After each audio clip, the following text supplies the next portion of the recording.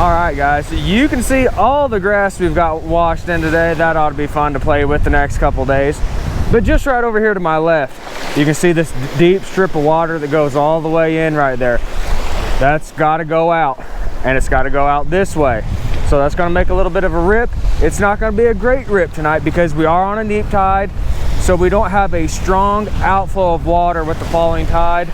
It's better than nothing. So we're going to fish right here around this little weak rip and see if we can find something.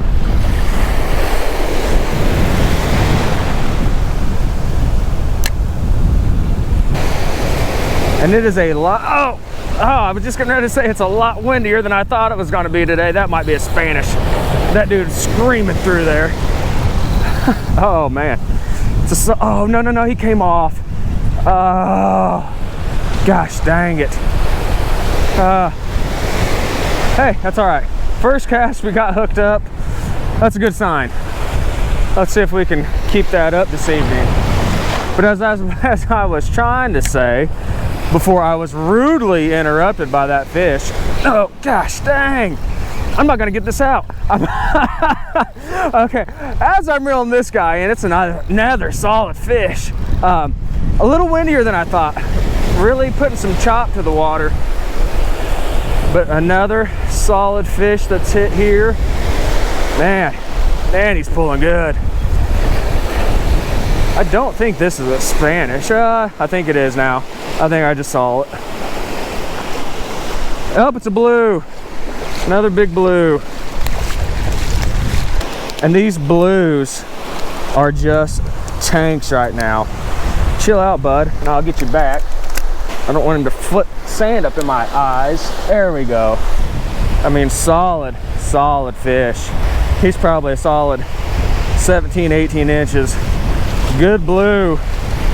Get you over here where you can swim out a little easier. See you, buddy. But it's amazing. I'm gonna go back to this little cut here. It's amazing how just this outflow of water makes such a difference, especially with these toothy critters, man. They want to hang out here because this has to, the bait fish can't fight the current. So I mean, when they get stuck in this little rip, they're getting pulled out right through there. And that's why these guys are just sitting out there waiting to ambush them. But I mean, it is a walk to where I'm at. Not somewhere that most people are gonna go. A little bit farther than what a lot of people like. But when I got one rod, man, I just don't mind walking super far. Now, I do have a primary target this evening. I'm not gonna say it out loud yet. I don't even want those fish to know I'm out here trying to catch them. So, but it's a fish that has eluded me. I have never caught one, and that's my goal this year, is to find one. And I'll know when I get hooked up on one. I'll know immediately. Oh, this is not one. But I'm gonna have to catch a lot of these blues and Spanish and ladyfish to get to what I want. Good, now I look like a largemouth bass out there. Oh my goodness. It did. And look, there's blues right behind it. Oh, he splashed me good there. My word. This is awesome. Easy home, girl. Probably ought to wipe my camera off. I'm sure there's water all over it. These blues are just so big right now. But I mean, to give you an idea, I know this isn't the greatest way, but I'll figure out how long that butt is. So that tail, he's basically the length from the bottom of my rod to where the grip handle starts there. That's a solid blue. Go back, grow up, get even bigger. All right. This is just gonna be stacked with blues again tonight. This is so awesome. And I brought plenty of spoons tonight because I know I'm gonna lose a couple. Oh my goodness. This is wild. That's one good thing about the super low tide. I can just walk back here and get to dry land super easy tonight. Look at those yellow eyes, man. Such a cool fish. And they're so aggressive. That's what makes them a blast to catch. And a lot of guys will knock these fish. They'll be like, oh, well, it's just a bluefish, they're super easy to catch. But I don't care if they're easy to catch. I will take them any day. I would rather come out and catch an easy fish to catch than to struggle and try to catch a hard fish. And I do take risks a lot. I mean, I've been taking a lot of risk. I've hardly been throwing set rigs the past couple weeks just because I've been trying for a certain fish, and hopefully that will come true. What I've been trying to do, I've not accomplished yet, but it's gonna happen. But I mean, welcome to surf fishing. I mean, I don't care how long you've done this. There are times when you have a set plan. You're like, okay, I'm gonna go out, I'm gonna do this. You may go out and you may accomplish that in 2 minutes. You may walk out there and just boom, catch whatever target species you want. Then you may come out here and it'll take you a week, 2 weeks. It may never happen, but that is surf fishing. You just have no idea how it's gonna be. Got us a little shark swimming in here. So I'm not really scared. You see him right there? He was right where I was standing. I'm not real scared of sharks, but if I see him coming, I'm gonna give him a little bit of space. So if I get hooked up, that means that fish that I'm bringing in is coming right at me. And guys, I know that shark might have looked a little farther away, but that dude wasn't 15 feet away from me. He literally was gonna swim right where I was standing. But those sharks come close, guys. I know people think, well, this water's way too shallow for a shark. Absolutely not. You just saw it. I mean, he was in real shallow water. He was just cruising the shape of this, man. He went around that little where this rip is right here. He just went right around the edge, came right here where there is actually a decent little water depth change just in those couple feet. It does drop off a little bit there. And he was just cruising right through there. Oh, all right. And that's why I like to back up right now since that shark cruised through, because that shark will chase this fish right in, man. That shark sees a fish struggling, he's not gonna be like, oh, that's hooked up on a line, I'll let that fisherman bring it in. He is gonna go try to eat that fish as I bring it in, and he will chase it to my feet. That's the shady thing about wade fishing out here.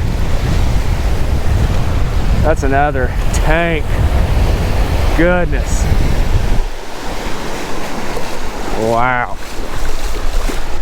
And you can use those crab holes as a rod holder. It's perfect. No sand spike, no problem. Oh, dang it. Oh. I know you can. There we go. I was gonna say, they are blowing up all around that. Somebody was gonna get it. Somebody was gonna get that spoon out there. The first one came right off, then the next one exploded, then the next one got it.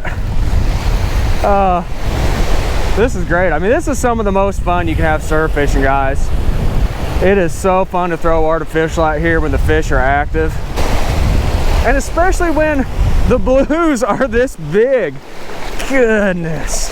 I can't get over this. That is a tank. And look at those teeth. You can see where that upper lip got skinned back a little bit, but those teeth are super visible right now.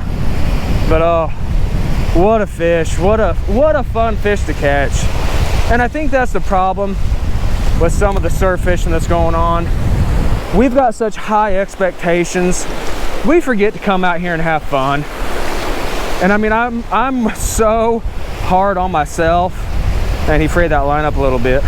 Should be good still. And I'm so hard on myself out here. I got really high expectations, especially when I'm running a trip out here. Sometimes I forget what success is, and it's not just coming out here and catching fish. It's coming out here, enjoying the time on the beach, learning something, man. Just get out here and every time try to learn something. For example, I mean, I learned where this spot is. I learned where this rip is, where the water's forced out right here. Got out here, read the beach, located this. Even if I only caught a couple fish, I know this is here now. Always trying to improve my game. I do think at times that we get so concerned with catching numbers, even when the fishing's difficult. Like, I mean, this is summertime, guys. A lot of times it can be feast or famine. You're gonna be in a hot spot and you're gonna catch fish. I mean, you are gonna put some numbers in. And other times you're gonna be on a spot and it ain't gonna produce. And that's fishing in general, and that's fishing any time of the year. But the summertime, it can be extremely hard. It's not easy. The water is hot. Sometimes the fish are like, nope, we don't want to be in this hot water. We're gonna go 200-300 yards offshore. You ain't gonna be able to touch us. That's where we're gonna hang out today. And those are the days when it is hard.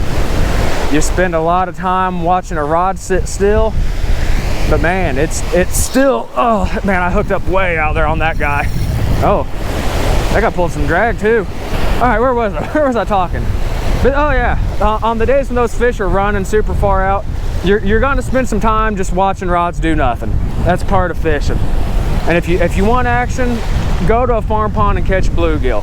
If you want numbers, do that. Because you ain't guaranteed numbers out here in the surf. It is a grind sometimes, but that's what I love about it. It's the days you come out here and you find success. That's what brings you back. Who wants to come out here and catch fish every single time? Yeah, it's good for my YouTube channel, but man, you just don't learn nothing on those easy days. And I mean, even on those hard days, you don't always find success. But if you learn one little thing, I think that is somewhat a success. All right, hooked up. This might be the last fish of the evening. We might call her a day on this one.